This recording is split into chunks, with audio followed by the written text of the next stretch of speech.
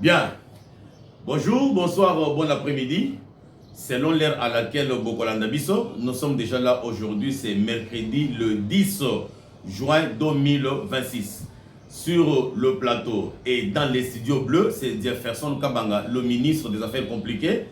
Naye poto ko kana ko partager mai oyo ezole kana mboka na biso RD Congo parce que depuis un certain temps boyibi ke mboka na biso eza trop ajouté surtout na makambo oyo ezo tourner tout autour. Il y a changement, il y a constitution. Alors nous allons bavarder bozala wana to kana kozwa mwangonga muke parce que si on ne s'intéresse pas à la RDC, on va encore s'intéresser à quoi? Mboka oyo ezaka bo moko. Nous avons tout intérêt de nous informer. Et nous avons aussi tout intérêt aussi de vous informer. Wana eza déjà makambo to yokana nga nabino. Alors aujourd'hui bandonanga yi tokobeta lisolo kaka ya makambo ya politique oyo yokana mboka na biso. Le premier point tokobeta lisolo ya pasteur Ejiba ya Mapia oyo autaki ko organiser marche pour ne soutenir de marche ou bien initiative. Il y a président de la République, il y a pour revoir la constitution.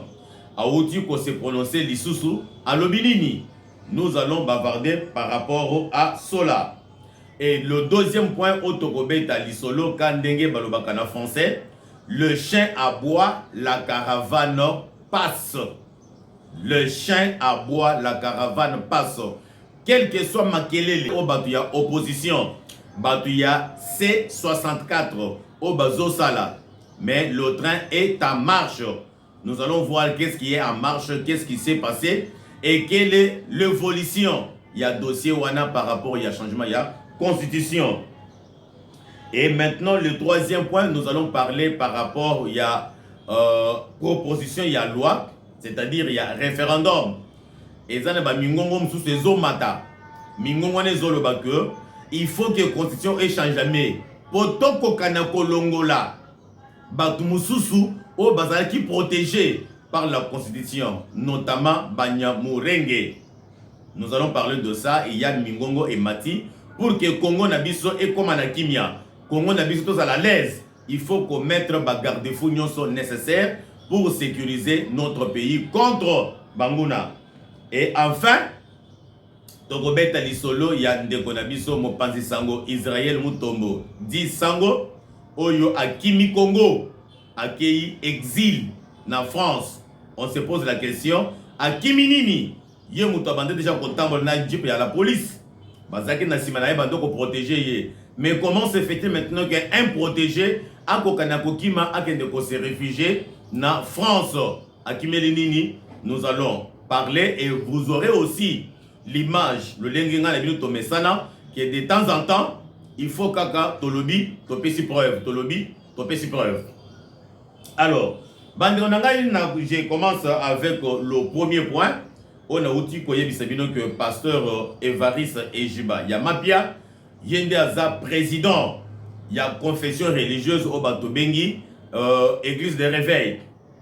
À saluer un message naïe s'adressant à la population congolaise et plus particulièrement les Quinois. Suivez et nous allons analyser. Ok.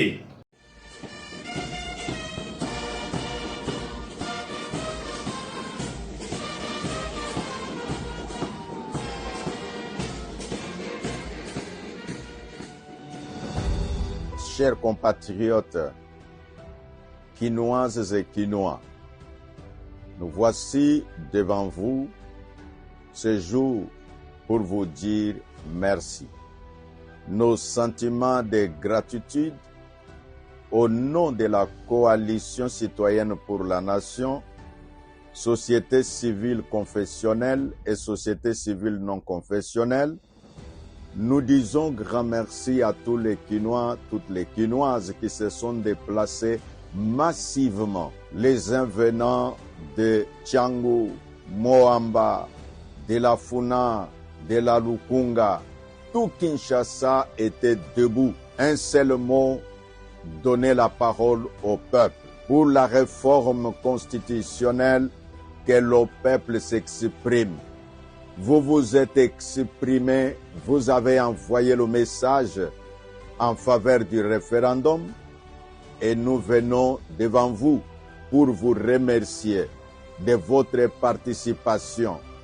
Nous avons vu les associations professionnelles, les mouvements citoyens, la société civile dans sa diversité était représentée, les hommes et les femmes étaient présents, les jeunes et les vieux étaient présents, les confessions religieuses dans leur globalité étaient présentes. Aux hommes de Dieu, aux leaders de la société civile, nous vous disons grand merci. Quinois et Quinois, nous disons bravo, nous disons vous avez été forts, vous avez tenu bon, vous avez bravé les obstacles. Et c'est comme ça que le peuple s'exprime pour une constitution qui représente leurs intérêts. Que Dieu vous bénisse et encore une fois, merci pour l'esprit patriotique. Continuons, les actions vont se multiplier. Merci. Nabanza Binomoko Boruti Kolanda, le pasteur Ejibaya Mapia, Azo remercier le peuple congolais d'une manière générale et en particulier le peuple quinois parce que Bayaki et Beleko répondre na appel naye oyo abengisaki. Batu bako kana ko bimalanzela, bako kana ko manifester soutien à l'initiative ya président de la République. Soutien oyo eza na idée ya que toko kana ko changer constitution na biso. Donc eloko asalaki wana ezalaki démonstration d'une force. Donc alakisaki que biso peuple toza elongo. Bon mon temps bato azo tambola wana bazana bakaliko bakomi oui au changement de la constitution. Yamonde pasteur aye pour nous remercier le peuple. Et je sais que virage au tokomi awa, tokomi na dernier virage. Dernier virage parce que tokomi na moment il y a ba agitation makasi. Vous allez toujours disposer qu'à chaque moment nous allons toujours venir pour vous tenir informés de la situation qui va prévoir au pays. Parce que nous parlons toujours dans Makambo Oyo Italie, changement de la constitution, na outil qu'on est dans sommaire que le chien aboie, la caravane passe. Hier, Tobandaki Kozela, tout le monde a plainte. Yandeko Martin Fayoulou, Nenga Lobaki que Ye na Batunaye, Bako Kendeko porté. Monsieur le président de la République, plainte na niveau ya cour constitutionnel. Tozela qui plainte Toana, plainte Ye Koyate, et après un moment, Toye Komona communiqué, et Ye Kobimalobi que Toko porté l'issue sous plainte te, Tozo Zela, parce que Tozana Bosenga, ya kozwa ba élément ebele toko kana kotia na dossier wana pour charger beaucoup plus monsieur le président de la République. Maintenant mingongo yeko bima que ndeko Delice Sanga alobaka que aza juriste, aza avocat ya Mbuma ou bien aza avocat ya Nzete ou bien aza avocat ya maître avocat ya juriste. Parce que comment se fait-il que hier étant juriste nakati ya coalition wana akoki koti kabaninga bakende na ba erreur, surtout ba erreur juridique. On a commencé à douter même de sa qualité d'avocature. Voyez-vous, biloba loba et bomaka, biloba loba et qui dit sa crédibilité. C'est-à-dire que devant un fait accompli, devant une vérité, devant une réalité, ata mutu mokote akoki ko s'échapper. Lobby na yebisaki bino na troisième numéro to salaki lobby na yebisaki bino que batu wana bazotambola avec deux lukuta. Lukuta ya liboso bazoloba que changement ya constitution ezo sala que Tshisekedi a partagé bokonzi na biso, a partagé souveraineté ya mboka na biso avec le Rwanda. Donc pour changer constitution et ça continue la balkanisation que le pays est à la balkanisé parti ya est nyonso wana et kozala na maboko ya Paul Kagame wana lokuta liboso lokuta ya mibale na lobaki na binete bazoye bisa bato que ceux qui Tshisekedi a changé constitution à côté que le président seko na seko à côté sur kolongwa na bokonzité wana lukuta na bango. C'est-à-dire que Batouana, ils ne parviennent pas à construire un raisonnement cohérent pour montrer à la population congolaise le pourquoi Bazoboya, constitution et changement. C'est-à-dire que lutte na bango, bitumba bazo mené na moya lelo, bazo mené bitumba pour intérêt du peuple congolais, mais bazo mené bitumba wana pour ba intérêt personnel na bango.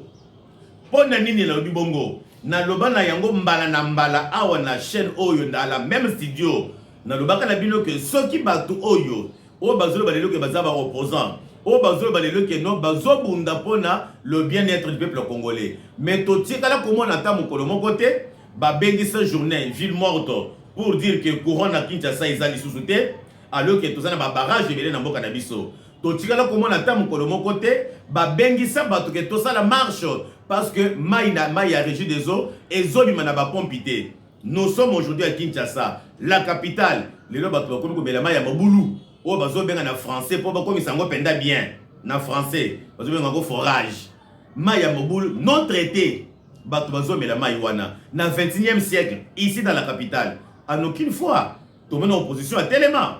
Alors, bazar sur quoi opposant par rapport à quoi? Seulement tant que le bili kambo, il y a pour changer la constitution, il y a un débat télémi. C'est que bah yebi que intérêt na bango c'est la constitution wana. Ce qui constitution il change jamais, c'est que intérêt na bango bazol luka pour na mabumu na bango, pour na ba famille na bango, pour na bana na bango et comment na lisouté. Mais bazo ya ko porter biso buzoba. Il y a un débat moni, lobby ba kimaki ko kende ko porter plainte, mais bazo benga batu na sit-in na palais du peuple. Voilà na Martin Fayulu yewana. Ma bilenge bana ya Congo ya liboso Longonia.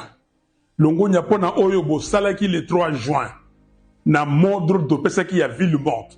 Botosi yango Longonia bomi betela maboko. Bana ya Congo sikoyo toza ko continuer. To bengi bino boya mokolo ya mitano le 12 juin na 10h na palais du peuple pour toloba na ba député ba longola makanisi na bango ya ko changer article 220 ba longola makamuna na bango ya ko changer constitution ba longola na loi référendaire lo baza ko sala ba longola parti oyo etali article 220 ya constitution na biso bana ya Congo peuple azana miso ko fongwama peuple ya telemi moto akoki kosakana ye azali te balingi basala loi wana balingi bapesa Félix Tshisekedi nzela ko changer constitution elingi koloba ke Félix Tshisekedi atingama seseseko na pouvoir ye tanga kotingama na pouvoir ba oyo kuna ya M23 balobi ke non biso awa tokaboli mboka totikali na mboka na biso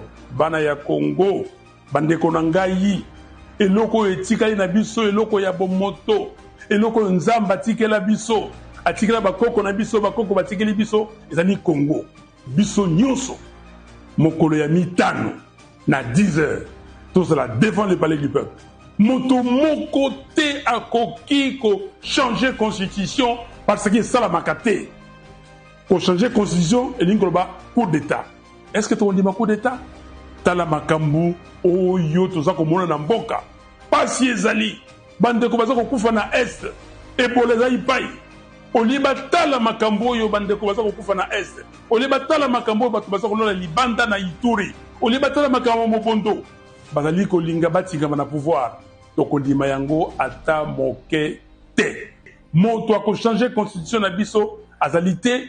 Pourquoi? Parce que changer la constitution égale la balkanisation du Congo. Botuna Félix Tshisekedi yena Kagame bayokanaki nini peuple oyo azali déterminé ti ata bosali ndenge nini akolonga etokolonga bango botikala malamu nzambe azala na bino rendez-vous vendredi 12 juin na 10h na palais du peuple. Wana eza Martin Fayulu azobengisa ba Congolais, plus particulièrement ba Kinois, pour que lobby bazala na niveau ya palais du peuple de Kosala City. Je lance un message fort na bande konangai bana changu. Na yebi ke bana changu bozalaka très déterminé. Bana changu bayaka mingi kokosa bino kuna. Me yambala oyo bondi mela bangote. Na yebi ke mbongo yaki ebele ndenge na beta kasete chaque jour. Mbongo yaki ebele 33 millions ya dollars. Mbongo wana tangu yeye ezapo babanda ko organiser ba activité politique ndenge batu ya C64 bazo salawana. Alors bakolinga baya ko corrompre la jeunesse, baya ko corrompre batu ke boya ebele bobi makuna ebele. Oui, ce qui conscience na yo eza ko reprocher yo que non ce qui na keyi ko apporter un soutien na Martin Fayulu. Oui, c'est votre point de vue. Mais ko kendete parce que ba peso mbongo. Même ceux qui va payer son bongo, zombongo wana lia. Mais ceux qui conscience no boyi, conscience na yo et sololi na yo. Et yebisio que Martin Fayulu nyon so azoluka wana, azoluka pona libota na ye, azoluka pona bana na ye, azoluka pona famille na ye. Kokendete zombongo wana lia, vande pa na yo. Quand bien même Martin Fayulu azo bengi sabato, bakende kuna na palais du peuple, mais c'est déjà tard parce que lobby wana ndenge na uti ko yebisaka bino na moi émission na salaki ya mukusa ya 20 minutes na lobaki na bino que ba voter loi oyo ezo fixer le lenge kani ba ko organiser référendum. Donc c'est-à-dire que ata soki bakei ko vendre na palais du peuple, c'est déjà en retard parce que il fallait ki bakende ko sala sitini wana bien avant pour na côté de l'assemblée que akokanako validé te akokanako voter loi wana te. Mais loi ici déjà est votamé ba voter lobby. Mais hier zo le balelo aya ko sala sitini lobby vendredi. Donc mercredi ba voter déjà loi. Et si ko ba ko ya ko vanda vendredi. Ça va changer quoi? Est-ce que loi voter wana ba kolongola yango? Non. Parce que Assemblée nationale c'est une très grande institution en Bokanabiso. Comment maintenant que ba individu ba koki koya pour ba changer à vie, il y a toute une institution. Et kosimbate, c'est-à-dire que Martin Fayulu a yebini nyazo sala. Donc azo créé babilo azo créé wana pour ne justifier et pas ya Paul Kagame, pour ne justifier et pas ya Hippolyte Kanambe dire que j'ai fait les actions, botinda ile ngambongo, j'ai organisé les sit-ins, j'ai organisé les meetings. Donc, azol kande moyen ya ko justifier mbongo bazui. Tozonga ba mukesi mabande ko nangai. Tangu batelemela kamutu. Batelemela kamutu oyo nanu akeite. O telemele po akendete. Mais déjà mutu asi akei. Ce que les autres telemela ye, est-ce qu'akozonga? Akozonga te. C'est ça ce que Martin Fayulu fait. Il fallait qu'il ba anticiper avant que l'Assemblée nationale akokanako voter loi wana. Il y a que va organiser référendum dans le Biso, c'est-à-dire va soumettre constitution du peuple congolais, donc il doit voter oui ou bien il doit voter non. Il fallait abîmer bien avant. Mais élection est salée lobby, va voter lobby. Mais il y a pour ça là, si tu le vendredi. Qu'est-ce que cela maintenant aura comme impact positif dans Makambo Iso Salema? Et ça le kuta. Bolanda ndenge Makambo le kaki lobby na Assemblée nationale. Chers collègues, voici les résultats du vote. Sur 351 députés qui ont pris part au vote, 348 députés ont voté oui, 2 ont voté non et 1 a voté abstention. En conséquence, l'Assemblée nationale adopte la proposition de loi fixant les conditions d'organisation des référendums en République démocratique du Congo. L'adoption ce jour de la proposition de loi fixant les conditions d'organisation du référendum en République démocratique du Congo constitue un moment historique dans l'évolution de notre démocratie. En dotant notre pays d'un cadre juridique clair pour la tenue du référendum, l'Assemblée nationale renforce les mécanismes de participation citoyenne et consacre davantage la souveraineté du peuple. Désormais, sur les grandes questions d'intérêt national, la parole pourra être donnée directement au peuple congolais, conformément aux principes démocratiques consacrés par notre Constitution. La séance est suspendue. Na banza bino moko bolandi ndenge vote elekaki. Si quoi vote ici eleki, bozoya côté malelo, ça va changer quoi? Rien du tout. Rien du tout. Martin Fayulu, je sais que balobakana français, l'expérience m'a rendu sage. Je prends une expérience ou bien un exemple. Dans 2018, dans cette élection, va proclamer son excellence Félix Antoine Tshisekedi Tshilombo comme le président vainqueur. Yende Moto a gagné qui élection. Quelle que soit contestation na yo, échange kinini. C'est-à-dire que contestation et yekoya sima décision ici et zoamaki. Ba nyon so salaki wana échange kinini. Nous avons le président Tshisekedi qui est président de la République. Donc c'est-à-dire que tant que la contestation ba anticipaka. Le col bolobaki que ba kokende comporter plainte parce que Tshisekedi a na intention. Il y a comme ça le coup d'état constitutionnel. Bolinga déjà qu'on anticiper pour que à comme à niveau wanate. Parce que ceux qui déjà assis à sali coup d'état constitutionnel, même nous sommes boya comme ça la sima le contestation et qu'on les gâter parce que on ne va pas reculer derrière. C'est ça ce qu'il fallait faire. Mais les lois bengi sabatou, bakende kosala sit-in n'a parlé du peuple. Alors que voix et loi ici est votamé. Donc c'est sans impact. Sans impact. Et chose grave, je vois même Mike Mukebaï, camarade il y a Denis, il y a Daniel Safou, Finga Kamunga Keno, Azome la Diamba. Donc je comprends que même Yepé Babando, mais Nedjamba place Moko, Nanganda Moko. Parce que comment se fait-il que Ngana Kozala, Soula, Nakotambo la Gana Baninga Basula, ce Ngana Soula, Namera Masanga Nangwaka, et que Nadingina vend avec un passeur, n'a commis un passeur camarade Nangaï, passeur à Koki Mangaï, à Kolingate, parce que lorsque nous avons Masanga, nous avons Kwiti, nous avons Buzoba, oye ko déranger honneur naïe. Mais dès lors que nous avons Soula et que le pasteur Azaka camarade Nangaï, c'est que nous avons pasteur Tomenaka, Masanga ici comme encore. Parce que ceux qui ont été Masangate, à Koki Kondimate, qui a attendu Nangaï, n'a pas mis la voix. C'est la même chose aussi avec Mike Mukebaï. Afinga qui Daniel Safou qui a ça au Méridiamba. Mais Azaki son ami intime. Bango tous nyonso bato ya Katumbi. Babanda qui ko muselé bato na Kinshasa. Babanda ko finga bato ko finga batribi ya bato mususu awa. Mais lelo a commis ko finga Daniel Safou que aza au Méridiamba. C'est que yepe aza au Méridiamba parce que ceux qui a melaka diamba te akokaki ko sala makambo oyo zo sala te. Nazo tchele bino moi extrait bolandi epe makambo lobby et nous allons revenir.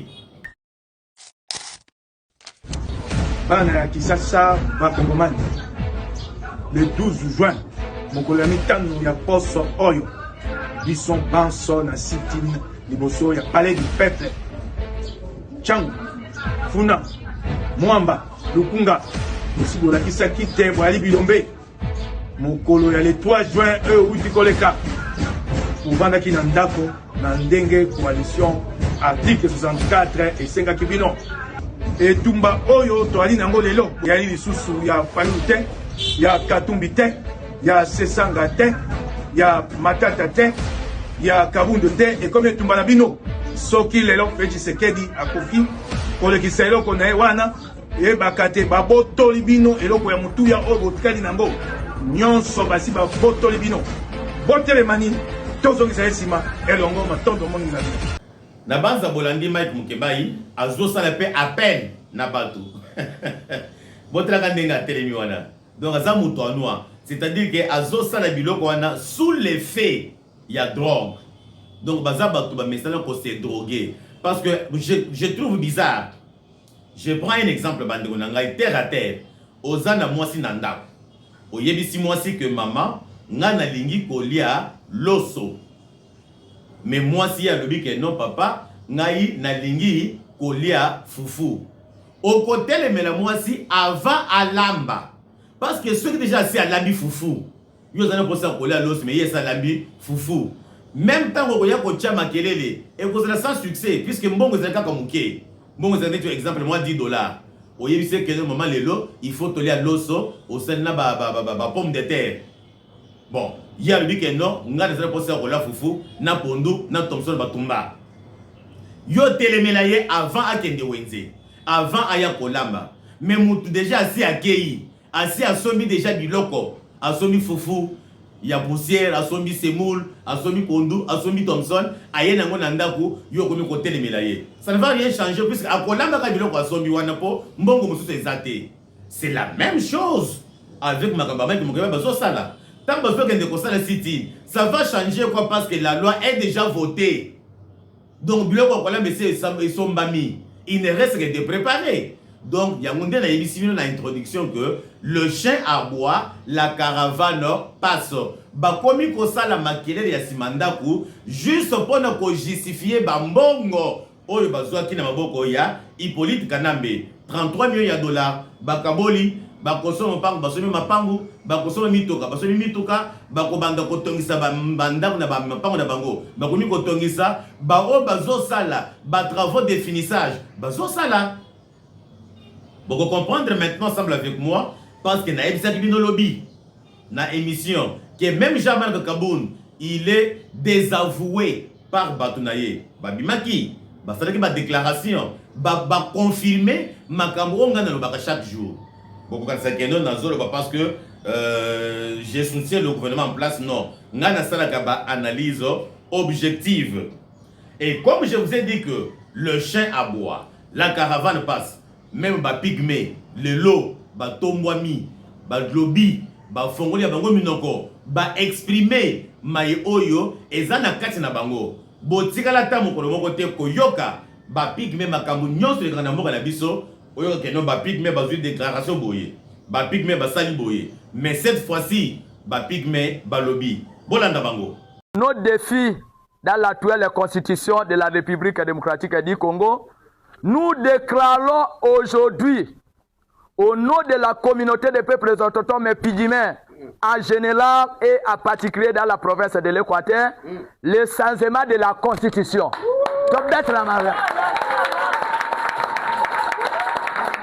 Nous déclarons le changement de la Constitution pour enfin garantir la socialité du peuple autochtone et pygmée. L'un des nouveaux articles et porter le légal au environnement, c'est à notre communauté.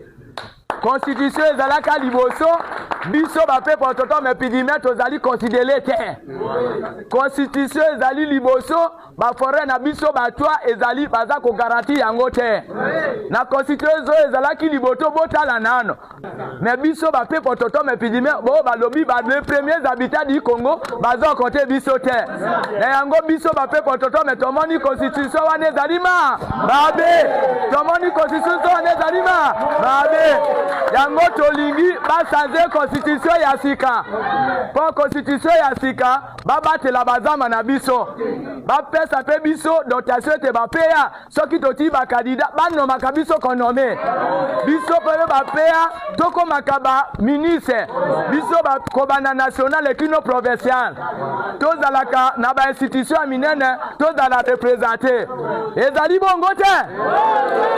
Yango toko biso après pototo me pidime na RDC pe na province Équateur toza ko soutenir na Zela président na biso assemblée province Elongama tolobi toza ko soutenir le Fati Beton ça pour que ba sanze ko constitution ba sanze ko constitution tokozala yenge moko na gouverneur de la province ba pe na ye Équateur tonimie te ba sanze ko constitution. Que vive la province de l'Équateur, que vive la République démocratique du Congo et que vive la communauté des peuples autochtones pygmées en général et en particulier dans la province de l'Équateur. Nous vous remercions.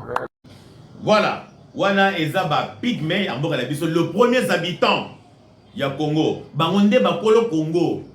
Ezala biso ba bantu, ezala ba semi bantu. Toye koyande sima, mais bakolo mabele, ezande bango ba bantu. Donc le col bakolo mabele ayo to beka penda mabele mame bandimi mais yosko zanani ezaka le col ngana ndako na ngai ou bien ngai le na studio na ngana ndo sala ba émission boye soki nandimi que mutu songolo pakala akota to sala na émission awa mutu ko telemele ya zata même ceux qui ont travailleur na ngai même ceux qui ont directeur de programme na ngai même ceux qui ont mwasi na ngai dès lors que ngai Kolo studio nandimi ke nakoyoba mutu tel na sa émission mutu akotelemela ngai azate. Donc le col ba pygmée ba côté ba solo yango c'est que Tshisekedi alongi bitumba alors Fachi Azaya Nzambe, nous sommes censés les soutenir parce que des marches oyazo kende na yango et ça des marches logiques ngana banda qui compère sa position ngai depuis kala que il faut changer constitution yo et change jamais na pesa que ma proposition de loi ngai na le bagage que par rapport il y a article 220 au lobby que et ça na ba matière verrouillée oyo ba koki ko toucher notamment les il y a mandat, il y a président de la République. Il faut pas toucher place.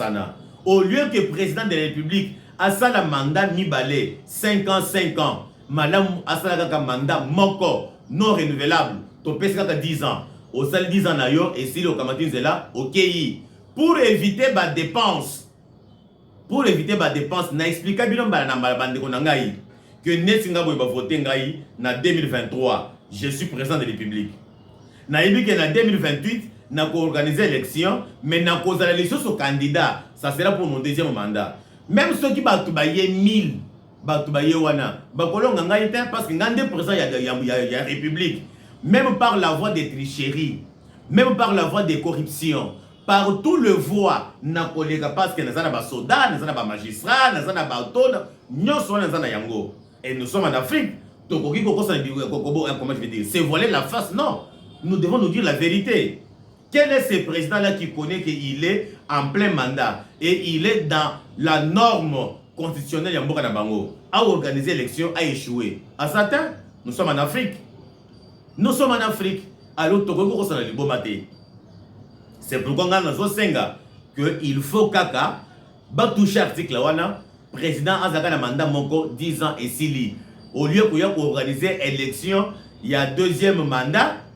Qu'on dépensait mbongo ebele alors to yebi bien na sa mitema que kaka ye muto azo sa les élections oyo yende muto koleka alors pourquoi ko zo mbongo ebele ko boaka dans la poubelle on to zo organiser ba élection to futa ba to seni to sa les ba bulletin to sa la boy non mais au moins pour les députés nationaux wana bakoki je peux aussi proposer notre loi que bakoki ko sala que ba députés nationaux baza la kaka na mandat il y a 2 ans. C'est-à-dire que dans 10 ans, le président Kosala, Basala 5 fois, élection, il y a des députés nationaux. Pour Nanini, parce que lorsque les députés Bazo Vandawana, Ngonga Ebele, Ngonga Moulayi, comme on a tendance, il y a qu'on se familiariser avec le gouvernement, qu'on se protéger, parce qu'ils auront déjà tissé des relations, Bango na Bango, qu'on se protéger. Mais ceux qui ont changé Bango, donc c'est-à-dire que le président a un mandat, il y a un mandat Moko il y a 10 ans, et dans 10 ans là, va voter Moko n'a pas député. Après 2 ans, va député Balongwe, va organiser l'élection, va député à Sika, Baya. Et au même moment, tant que député à Kalabazo Longwa, même le gouvernement aussi va changer. Donc pendant 10 ans, le président peut travailler avec 5 gouvernements, avec 5 premiers ministres. Avec des députés 5 ou 5 fois aussi. Et là, cette fois-là, on verra que Koteri et qu'on diminue Mouamouké. Ça, c'est ma proposition de loi. Alors, parce que toujours, il y a constitution, il y a un ils ont fait couler de l'encre et de salive. Na monine de konanga moko obo yebipe a zalaka pe mo panzisango azana États-Unis, babenga ye Kalonji. Kalonji selon yé a lobi que il faut constitution et changement. Balongola et loko ya banyamurenge na constitution na biso. Voilà pourquoi la nouvelle constitution, nous devons détruire les noms Banyamulenge, ça doit quitter au Congo. Même le président Tshisekedi ne devrait plus jamais utiliser les Banyamulenge. C'est un terme qui va beaucoup infiltrer au Congo et beaucoup de Rwandais, tous, ils entrent par le terme Banyamulenge. Ils viennent du Rwanda. Hier, en Belgique, on a vu la marche. Ils sont venus au nom de Banyamulenge, mais c'est des Rwandais de sang. Vous les connaissez tous, il fait des images. Oh, Kalonji Kafumutambila. Banyamulenge, bazaba Congolais te. Batuwana. Bauta au Rwanda. Bayaka lokola ba réfugiés. Mais bakomi ko se faire ba Congolais. biso ba Congolais na yebi ke toza kaka na 3 groupes ethniques. Toza na ba Bantu, ba nde baza majoritaire, ba biso nyonso awa. Toza na ba Pygmée, ba oyo ba uti ko sa déclaration, ba kolo mabele et toza pe na ba semi Bantu. Voyez-vous? Totikala ko na ba nilotique na mboka na biso te. Alors soki totie barrière te côté ya ba Banyamulenge wana maloba kalonji et kozala couloir oyo ba Rwandais ba kobanda ko côté là eza neti mwa porte ya simanda ko fongoli miyibi bazo côté la kaka wana puisque ba Rwandais ba kokanaka lorsque ba kobanda ko uta chez bango bazo yo pona ko semer ba désordre ko semer ba terreur na mboka na biso bazo traverser ba frontière otuna boye na za Munyamulenge otuna boye na za Munyamulenge. Voyez-vous? Alors il nous sera difficile il y a qu'à déchiffrer et nous aurons toujours de l'infiltration sur l'infiltration. Mais sur le président de la République et là bien moi j'étais la première personne il y a qu'à décrier que na mboka nini est-ce que na Rwanda kuna okoki komona un Hutu parce que un Hutu na muna Kinyarwanda c'est un Bantu mais chez bango bazo benga bango ba Hutu au mona un Hutu aleka na chaîne nationale na bango akende kosala ba déclaration ayebi sekeno bando nanga ba Hutu nazo senga na bino totika mobulu tozala kimia to soutenir président Paul Kagame akoleka te. Mais comment chez nous ici tozoni Banyamulenge bazoleka tina chaîne nationale bazo sala ba émission kuna c'est que tout ça ba naïf makambu kalonja lobi awa ezaki makambu na bande koloba depuis trop longtemps que nga kino na kokufa na kotika na kondimate que Banyamulenge baza bande on biso ba Congolais jamais biso ba Congolais nous n'avons pas une tribu ou bien un groupe ethnique des nilotiques, non, nous sommes les Bantous, nous sommes les Pygmées, c'est ça.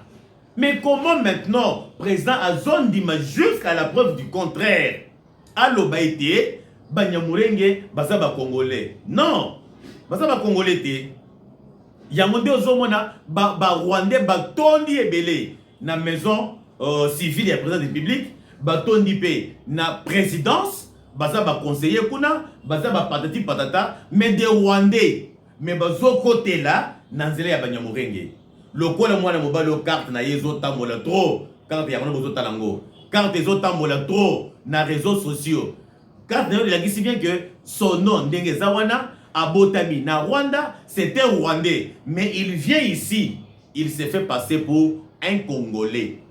Un Congolais, Munyamulenge, ndenge bazo mibenga. Et le président de la République accepte aussi ça. A vu Moutouana Acheye, na présidence comme conseiller.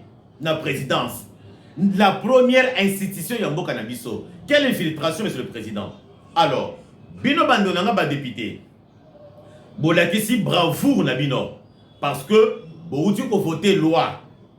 Il y a organisation, il y a référendum. Nambo Canabiso.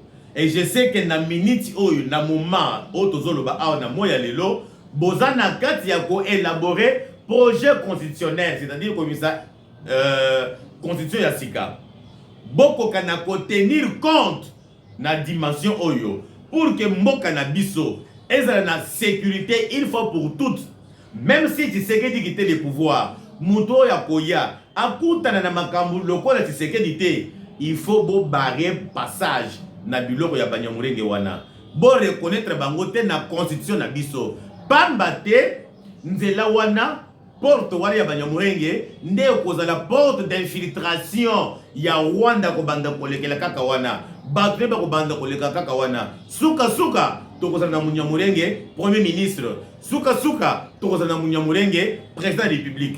Figurez-vous maintenant parce que vous considérez Banyamulenge le col ba Congolais alors biso te que bazaba touti bazaba de biso te bazaba Rwandais poste qui passe la ba Congolais mais le Paul Kagame aye ko contre makambo wana te ko loba que bazo nyokola tribu minoritaire na Congo ba Tutsi Banyamulenge. Maintenant figurez-vous que un Tutsi Munyamulenge entre guillemets a commis président de la République ya mboka na biso. N'est-ce pas le Rwanda qui va nous diriger? N'est-ce pas que bako réaliser projet na bango, ya ko étendre empire M-Tutsi? Alors vous êtes où bandonangai ba députés nationaux? Bilonde ba élu na biso. C'est une question posée. Que figurez-vous qu'un jour, le col bondimi que Banyamurenge bazaba congolais. OK, admettons. Ba tout wana bazaba ba congolais. Tondimi ba tout congolais. Mais maintenant un jour, un tout wana a comme président de la République. Figurez-vous la suite, hein. Figurez-vous la suite. Donc nous n'avons pas intérêt. Il y a pour ça les yeux doux, il y a pour ça la flatterie, il y a pour flatter la communauté internationale, ou bien il y a pour quoi que ce soit. Non, Botel et la Bango, ils ne sont pas des Congolais. Et prendre des mesures pour que Bazonga chez Bango na Rwanda, Bongo Paul Kagame, a de sécuriser Bango bien. Que Baza n'est pas biso, mais il faut sécuriser Bango pas biso. Ça n'a pas de sens. Et ça, quand le Kolanga Boye, n'a voisin na ngai. Nga na bana na ngai na ndaku na ngai. Na zo kaniseke bazabana na ngai. Ceux qui moi na zo salaire na ko bende matoi. Ou bien bana bango na bango, bakoyi ko bunda. Mais ozo mo na voisin azoya ko défendre moi na mususu. Ke bo beta moi na oyote. Moi na bozo salaire bo pona nini? Moi na wazande ko me pona bozo salaire boye. Aponi ko ya ko zo défense. Ma papa il faut fongola lisu. Que moi na wana akoki ko sala moi na ya voisin. Moi si na nga dimina voisin a Tchezemi, mais moi c'est Koko Sanga Awa, a Boti Mwana. Yaoundé même de loin, a Zozoraka soin ya Mwana Wana. Mais Bana Mousso qui fait bangote, a Zozoraka soin ya Mwana Moko Wana. Ah, il y a de quoi parler, il y a de quoi raisonner, il y a de quoi réfléchir.